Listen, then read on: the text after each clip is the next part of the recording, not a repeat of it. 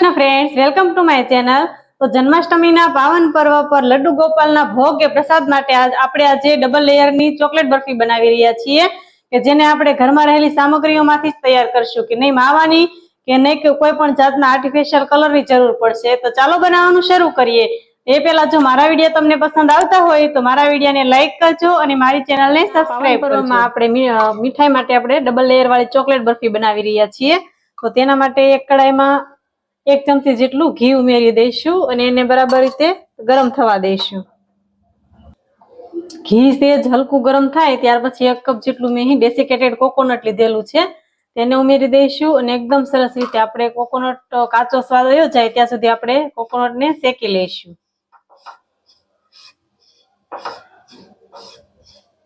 Coconut એકદમ સરસ રીતે હલકું શેકાય છે, આપણે તેનો કલર ચેન્જ નથી કરવાનો, એકદમ હલકું શેકાય ત્યાં સુધી જ આપણે તેને શેકવાનું છે। હવે આપણું કોકોનટ એકદમ સરસ રીતે શેકાઈ ગયું છે તો તેમાં આપણે 1/2 કપ જેટલું દૂધ એડ કરીશું। જે માપથી આપણે ટોપરાનું છીણ લીધેલું હતું તે જ માપથી હું 1/2 કપ જેટલું દૂધ એડ કરી રહી છું। તો આ માપ આપણે બરફી બનાવવા માટે પરફેક્ટ છે કે જે કપથી મેં ટોપરાનું છીણ લીધેલું હતું એ જ કપથી હું દૂધ લઈ રહી છું। તો એકદમ સરસ રીતે આપણે દૂધ જ્યાં સુધી ટોપરું એબ્ઝોર્બ ન કરી લે ત્યાં સુધી આપણે તેને ચલાવતા રહીશું। ધીમા ગેસની ફ્લેમ પર એકદમ સરસ રીતે આપણે ચલાવતા રહીશું।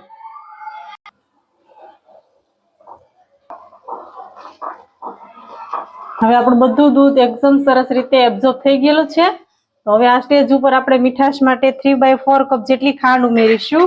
તમે તમારા ટેસ્ટ પ્રમાણે વધુ કે ઓછી કરી શકો। હું અહીં 3/4 કપ જેટલી ખાંડ ઉમેરી રહી છું અને ખાંડ એકદમ સરસ રીતે ઓગળી જાય ત્યાં સુધી આપણે તેને એકદમ સરસ રીતે હલાવતા રહીશું।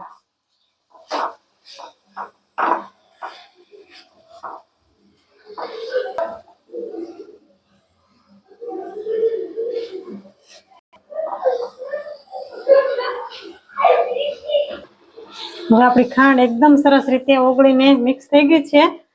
તો હવે આપણે 1/2 કપ જેટલો મિલ્ક પાવડર ઉમેરીશું કે જેનાથી આપણી બરફીમાં એકદમ માવા જેવો સ્વાદ આવશે, ખૂબ જ એકદમ સરસ લાગશે અને માવાની પણ જરૂર નહીં પડે। અહીં હું 1/2 કપ જેટલો મિલ્ક પાવડર ઉમેરી રહી છું તો તેને આપણે એકદમ સરસ રીતે મિક્સ કરી દઈશું।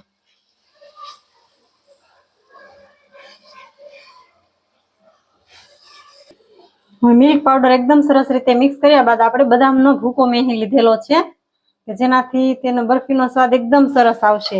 તો આપણે મેં જેટલો મિલ્ક પાવડર ઉમેર્યો હતો તેટલો જ હું બદામનો પાવડર ઉમેરી રહી છું, તેને આપણે એકદમ સરસ રીતે મિક્સ કરી લઈશું।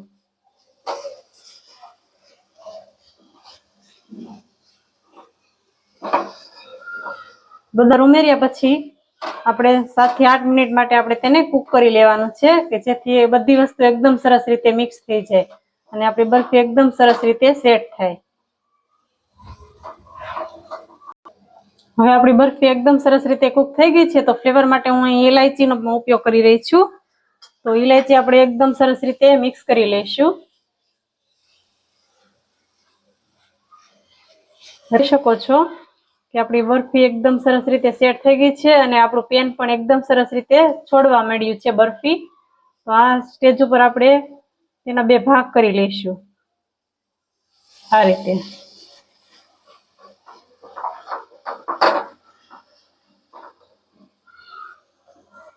જ્યાં 75% ભાગ અને 25% ભાગ, 75% ભાગ છે તેને આપણે એક ડીશમાં કાઢી લઈશું આ રીતે। મેં પહેલેથી જ ફોઇલ પેપર કવર કરીને રાખેલી હતી ડીશને, તો તેને આપણે તેમાં એડ કરી દઈશું અને એકદમ સરસ રીતે આપણે તેને સેટ કરી લઈશું।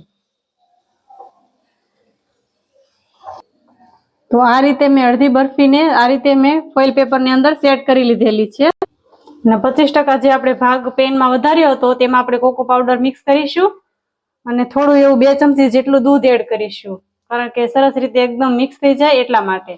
અને પાછું આપણે એકદમ સરસ રીતે હલાવી અને એકદમ મસ્ત રીતે મિક્સ કરી લઈશું।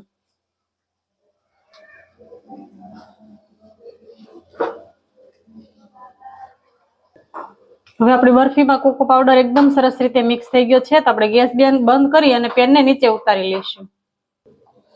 જે આપણે આ બરફી સેટ કરી હતી તેની ઉપર આ કોકો પાવડર વાળું મિક્સચર એડ કરી અને એકદમ સરસ રીતે આપણે સેટ કરી લઈશું।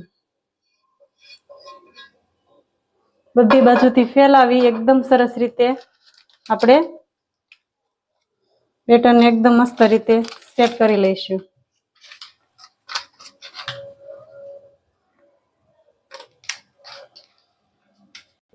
હવે બધી બાજુથી એકદમ સરસ રીતે બરફીને સેટ કર્યા પછી આપણે ઉપરથી પિસ્તાની એકદમ સરસ રીતે ગાર્નિશિંગ કરી લઈશું અને રૂમ ટેમ્પરેચર ઉપર આપણે થોડી વાર માટે ઠંડી થવા દઈશું.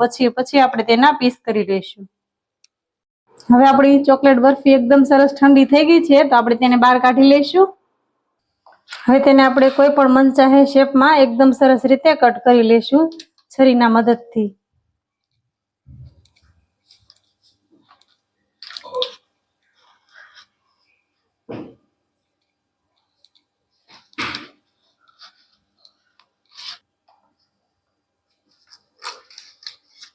અહીં બનીને તૈયાર છે આપણી એકદમ સરસ chocolate double layer chocolate barfi. રહેલી સામગ્રીઓમાંથી એકદમ પરફેક્ટ રીતે આપણી ડબલ લેયર ચોકલેટ બરફી બનીને તૈયાર થઈ ગઈ છે.